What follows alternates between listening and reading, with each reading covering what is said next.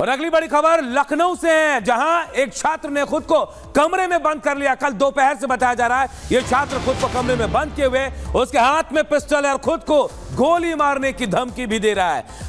तो छात्र के पास पिता की लाइसेंसी बंदूक है, उम्र 17 साल बताई जा रही है उस छात्र की और 11वीं क्लास में पढ़ाई वो करता है। कल दोपहर से इस छात्र ने खुद को अपने अपार्टमेंट में अपने कमरे में बंद कर लिया है। उसके बाद उसके हाथ में उसके पिता का लाइसेंसी रिवॉल्वर है और खुद को गोली मारने की धमकी भी दे रहा है। कई बार फायर भी कर चुका है, जिससे आसपास दहशत का माहौल है। पुलिस की टीम वहां मौजूद है, फायर सर्विस के लोग वहां मौजूद हैं। अब तक ऐसी ही स्थिति यहां बनी हुई है।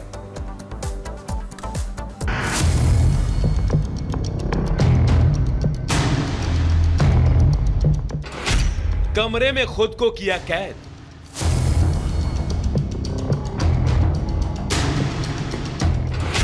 दो से 3 राउंड की फायरिंग।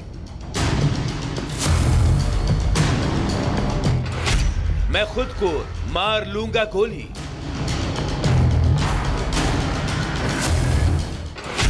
कमरे में बंद छात्र दे रहा धमकी।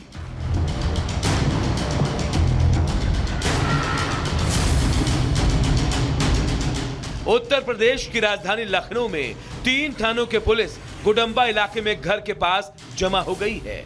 डीसीपी से लेकर एडीसीपी और एसीपी के साथ पुलिस फोर्स मौके पर पहुंच गई है।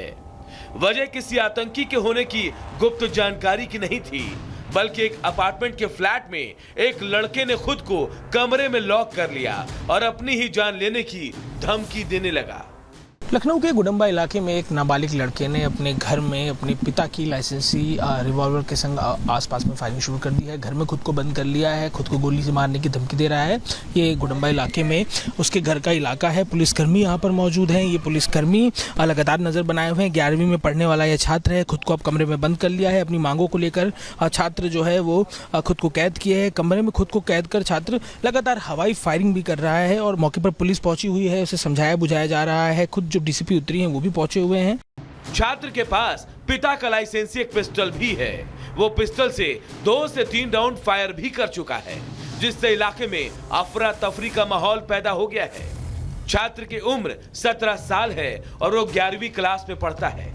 सुबह के तकरीबन 3:30 बजने को हैं और लखनऊ में अभी भी नाबालिग लड़का अपने घर के कमरे में हथियार लेकर मौजूद है। पुलिसकर्मी अभी भी यहाँ मौजूद हैं और लगातार कोशिश की जा रही है उसे समझाने की, मनाने की।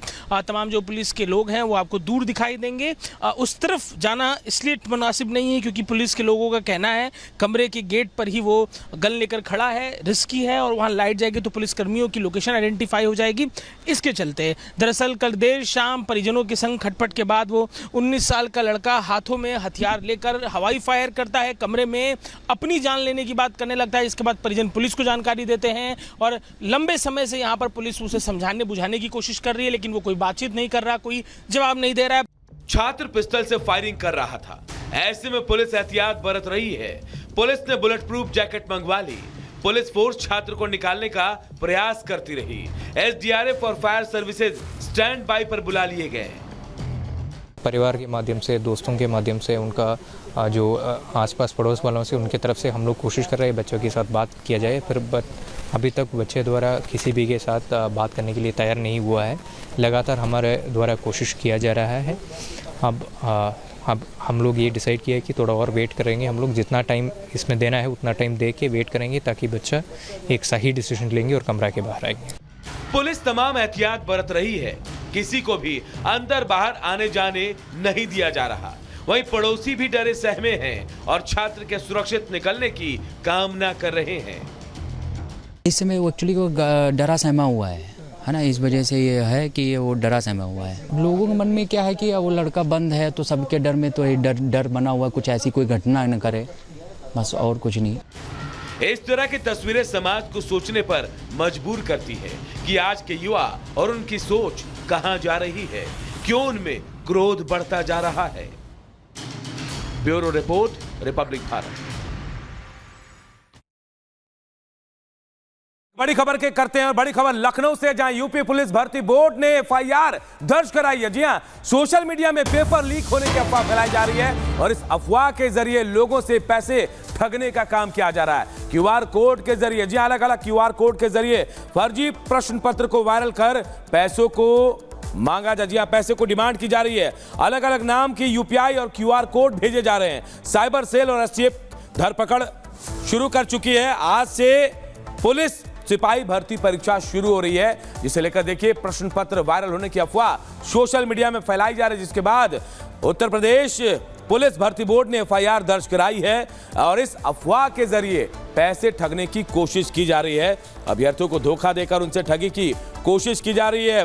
फर्जी प्रश्न पत्र वायरल कर क्यूआर कोड से पैसे मांगे जा रहे हैं। अलग अलग नाम से यूपीआई के क्यूआर कोड भेजे जा रहे हैं। साइबर सेल और एसटीएफ ने धरपकड़ शुरू कर दी है। आज से पुलिस सिपाही भर्ती परीक्षा शुरू हो रही है, लेकिन उससे पहले देखिए कैसे पेपर लीक होने की अफवाह फैलाई जा रही है, जिसके बाद पैसे की डिमांड की जा रही है।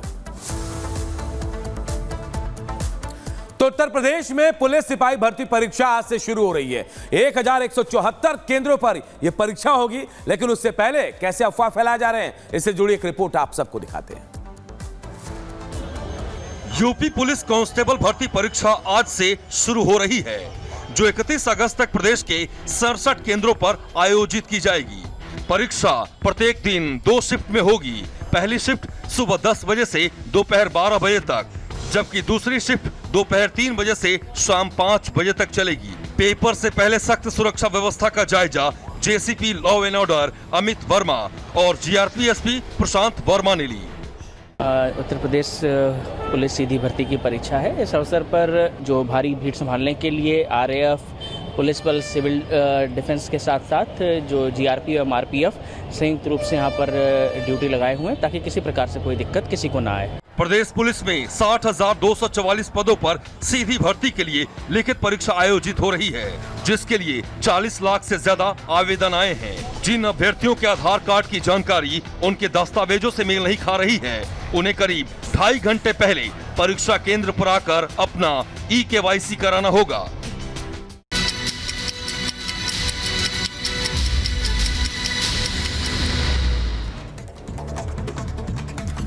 पीएम मोदी आज यूक्रेन की यात्रा पर राजधानी कीव पहुंचने वाले हैं। कीव में पीएम मोदी और यूक्रेनी राष्ट्रपति जेलेंस्की की मुलाकात होगी। माना जा रहा है कि भारत और यूक्रेन के बीच रक्षा, आर्थिक साझेदारी और वैज्ञानिक विकास के क्षेत्र में सहयोग की संभावनाओं पर चर्चा हो सकती है। रूस यूक्रेन जंग के बीच पीएम मोदी पोलैंड से विशेष ट्रेन रेल फोर्स 1 के जरिए लगभग 10 घंटे की यात्रा के बाद कीव पहुंचने वाले हैं। पीएम मोदी और जेलेंस्की के बीच पिछले 4 साल में ये चौथी मुलाकात होगी। 23 अगस्त 2024 को होने वाला ये यात्रा बेहद महत्वपूर्ण है, विशेष महत्व रखता है, क्योंकि ये भारतीय प्रधानमंत्री का यूक्रेन का पहला दौरा है, जो रूस के साथ चल रहे संघर्ष के बीच हो रहा है। पीएम मोदी के इस यात्रा का उद्देश्य द्विपक्षीय संबंधों को मजबूत करना और संवाद के माध्यम से शांति की पहल करना है। पोलैंड के बाद पीएम मोदी यूक्रेन जा रहे हैं। पीएम मोदी कल सुबह यूक्रेन यात्रा शुरू कर रहे हैं।